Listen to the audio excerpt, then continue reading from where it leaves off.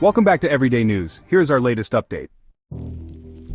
Good evening and welcome to tonight's broadcast. We begin with a dramatic turn in trade tensions between the United States and Canada.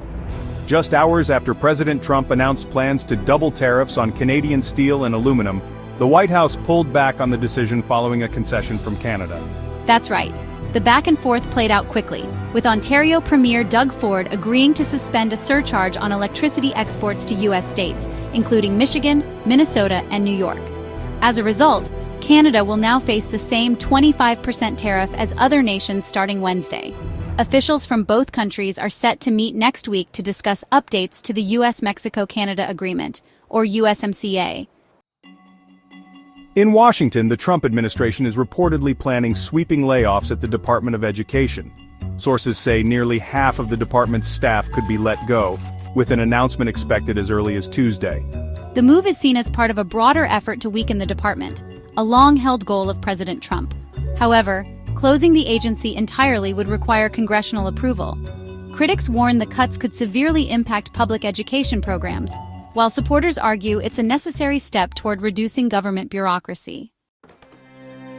Turning now to international affairs, the U.S. has announced it will immediately resume military assistance to Ukraine after a crucial meeting in Saudi Arabia.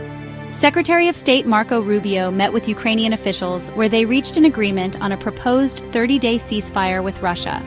Additionally, both nations pledged to finalize a deal to develop Ukraine's mineral resources as soon as possible. On Capitol Hill, lawmakers are racing to prevent a government shutdown. The House has passed a temporary spending bill to keep federal agencies funded through the end of the fiscal year. The bill now heads to the Senate, where Republicans will need Democratic support to avoid a filibuster. The measure extends current spending levels, but negotiations remain tense, with both sides pushing for policy concessions before a final agreement is reached. The stock market took a hit today after President Trump's surprise announcement and reversal on metal tariffs targeting Canada. Early Tuesday, the president threatened to impose a staggering 50% tariff on Canadian steel and aluminum, citing Ontario's electricity surcharge on U.S. states. Hours later, both sides backed down. White House officials hailed the move as a victory, claiming Canada had conceded to U.S. demands. However, tensions remain high, with Canada warning of possible retaliation over the 25% tariff set to take effect tomorrow.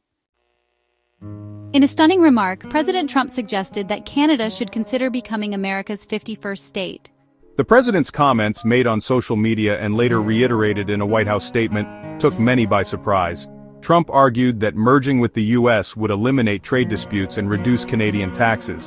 The idea was swiftly rejected by Canadian officials, with Prime Minister Justin Trudeau calling it absurd and accusing Trump of trying to sabotage the Canadian economy.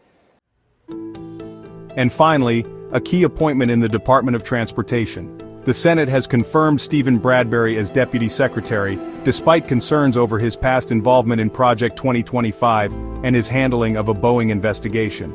Bradbury, a longtime Trump ally, was confirmed in a 51-46 vote along party lines. He joined Secretary Sean Duffy in addressing ongoing aviation challenges, but his confirmation has drawn criticism from Democratic lawmakers who question his industry ties. Stay with us for continuing coverage on these and other developing stories. Please like and subscribe to Everyday News.